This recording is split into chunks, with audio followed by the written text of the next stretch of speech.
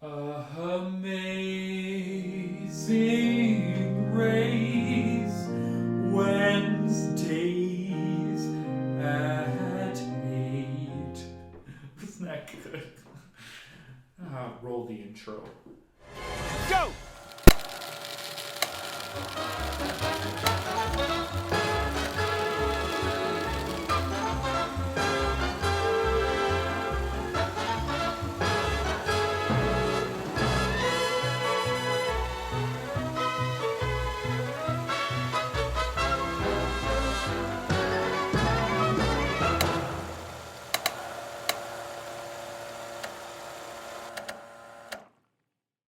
Hi everyone, my name is Jacob, and today in the lobby here we are discussing The Amazing Race Episode 1. Now, I am just getting back into the YouTube game, and one of my favorite forms of content that I really enjoyed watching over the pandemic is my favorite reality TV show predictions, content, top 10s, all done by some beautiful creators like Prettium. Rob has a podcast. Yes, I watch the top 40 countdown. I watch everything Rob has it does. I even met Rob. Hi, Rob. Really, I just love how I found a community that can talk about these kind of reality shows that I thought I was alone for liking when I was a kid. So, now I thought I'd do my own thing with this new season of The Amazing Race. But, I'm going to do things a little bit different.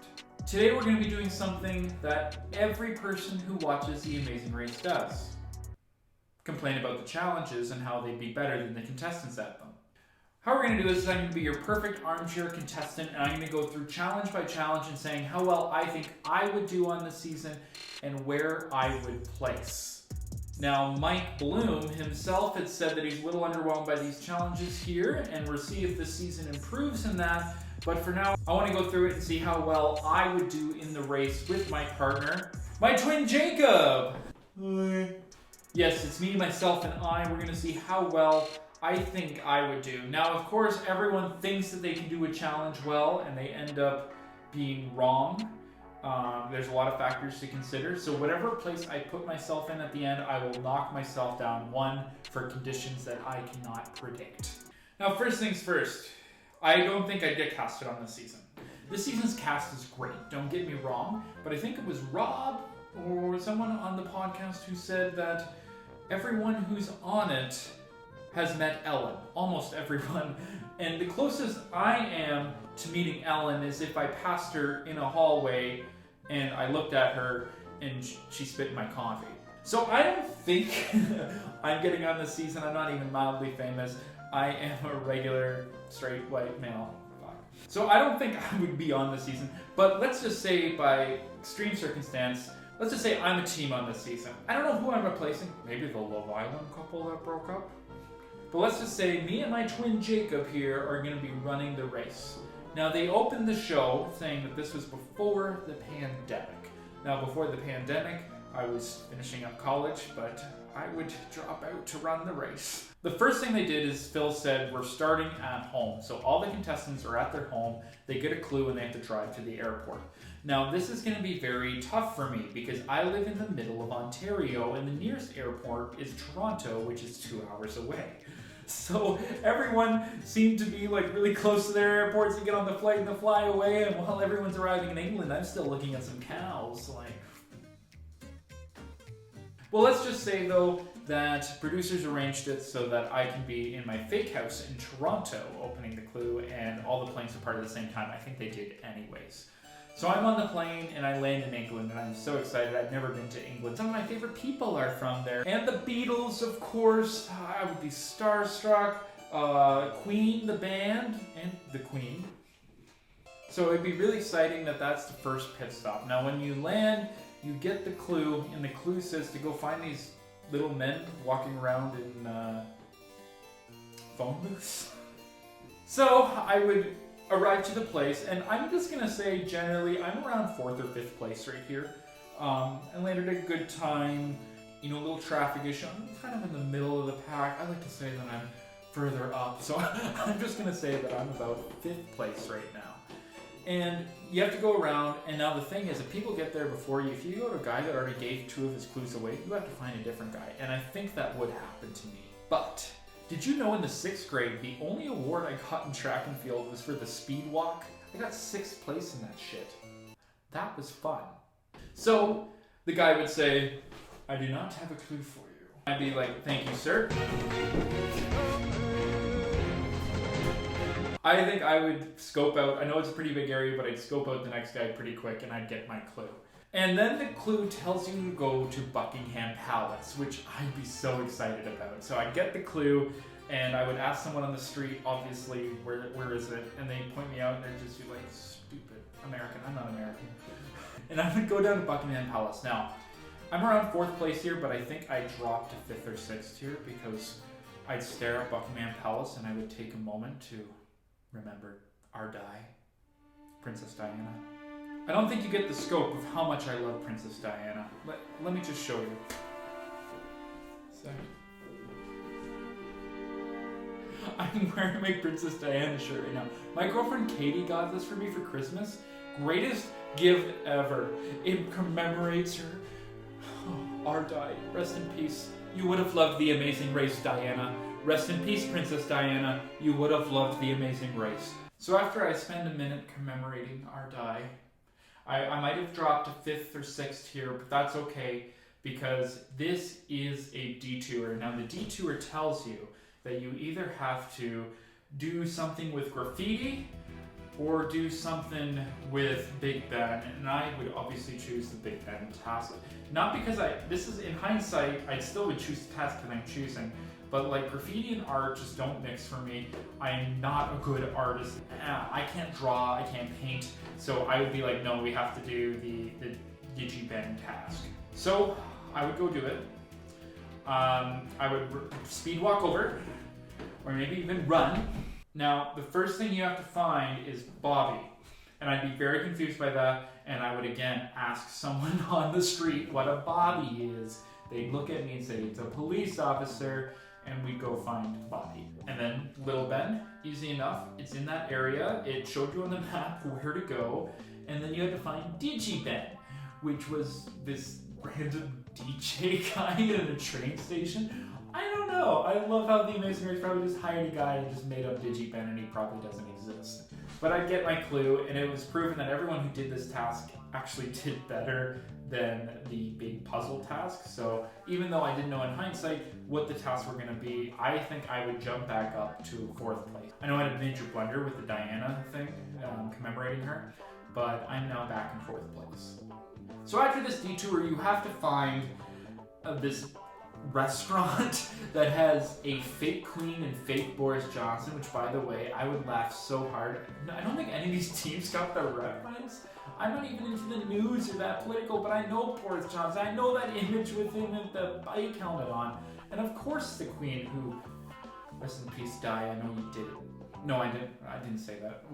I'd be very excited. I'd be all in theatrics. I know that one team really struggled finding the restaurant. I just hope I would have a good cab driver, and I think it would be an easy clue. You just had to talk to them. This first leg is a lot of just going and talking to people. It's kind of weird. I don't like it per se, but England's pretty cool, so I'll let it slide. You get to see a fake Boris Johnson. And then you get the clue to go see Phil at the pit stop. That's easy enough. I run over, I hug Phil, and he says, Jacob and Jacob, you are team number 4. Now, of course, I'm armchairing all of this, so I have to put myself down a place. Jacob and Jacob, you are team number 5. 5th place in the first leg out of 11 teams. That's pretty dang good. And so far, I'm surviving the race quite well. But wait, this is a double episode of The Amazing Race. I love double episodes. So of course, the next leg opens up, leg 2. I'm ready. Jacob, are you ready? I'm ready. We get ready for leg 2 of the race. Now the first thing that you open up, and they have to go to this mail place and complete a roadblock. Now, I don't know who I would actually be partners with in the race. Obviously, I don't have a twin. But I think I would choose to do this roadblock because I work in an old historical post office. I don't actually do any post office work, but I work in an escape room that's very mail themed that takes place in an old post office. So I think I would choose that task because it has to do with mail, it has something to do with me, personal connection, and I just want to ride that little train so bad into that tunnel underground. That's so cool. I'd be so pumped for that. I would get there, I would say I left in 5th, so I'm probably around one of the first 3 or 4 teams there. I get to the bottom and you have to search the bin. Now, of course, some bins, the clue is right at the bottom, some was right up top. And now this is where in the episode, it was really funny, where 2 teams found it right away and they overthought it and thought it can't be this easy. Now, I'm gonna tell you something. A lot of people at home watched it and said, those guys are dumb. I think I would do something similar. I think I would overthink it, but you know what I wouldn't do? Keep looking. I would open up the clue, even if I thought it was fake, and see what it said on it. I'd be like, yeah, that's pretty sus. I'm heading in this train, guys. And I would get on the train and I'd get back, and because those teams messed up there, I think I just jumped up to 3rd place. 3rd or 2nd, something like that. And I am having a great leg. I'm having such a great leg. So the next thing is a detour. Now, the detour, you're able to read both sides of the detour. So the one is darts. You and your partner have to get a bullseye within 3 shots of each other. That seems hard. The other was making 2 cakes. Seems kind of easy but time consuming. Now, I will think this over and I think I would choose the darts. For one thing, I love darts. I mean, I basically only play on the iPhone game, but I have played darts in the past and I am able to get it near the center if I focus really hard. I would talk to my partner about it, but if you think about it, in the time it takes to make even 1 cake, you can probably get 50 to 100 shots in there. So the odds are more on your side that if you're able to get the motion, you're more likely to get it. And it's proven right in the episode that all those 3 teams that decided to do the darts ended up as the first 3 at the pit stop. So I think I would definitely choose the darts, reading the clues, and I think I'd be successful. I'd probably get frustrated a little. I think 2 teams would finish in front of me, but I think me and my partner are in 3rd place. Now the cakes would have been fun.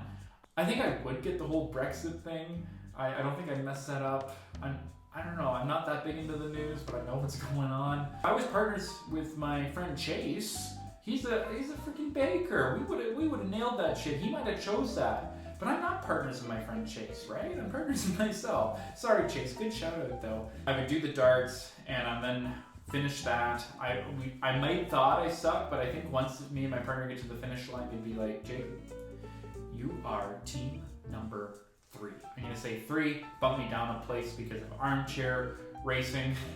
I think I would end up in team number 4. This is the spot I think if I were racing, I would land in that leg.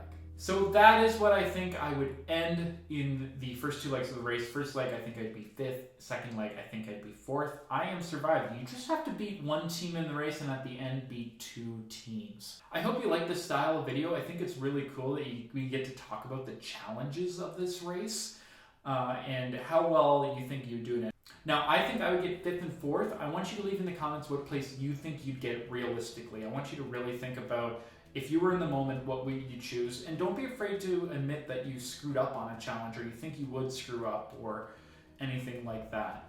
I think it's going to get interesting as the race goes along, and I might even have to eliminate myself sometime. Thanks again for supporting me and allowing myself to put myself out there on making content that I really like. This channel isn't just going to be reality TV show stuff. It's going to, what I have in my mind is, there's going to be so much different content. Check out, we just posted a video of Back Alley Reviews. It's where we watch a movie in a movie theater, me and my friend Aaron, and then we immediately review with our thoughts in the sketchiest alley behind the movie theater. It's a lot of fun. We reviewed Spider-Man No Way Home. If you haven't seen it, please don't watch it because spoilers, and I want everyone to watch it spoiler free. But if you have seen it, please give it a watch. It's a lot of fun. We want to definitely make more. So there's different things like movie reviews. There's a podcast that's coming out that's going to be insane. It's like a radio show. There's lots of different ideas. Of course, more Amazing Race every week, Survivor, Big Brother content, and of course my own skits and some of my short films, and it's just going to be a beautiful thing. So thanks for watching. This is Woodward Cinemas. My name is Jacob, and we will see you next week on the race. Travel safe. Go!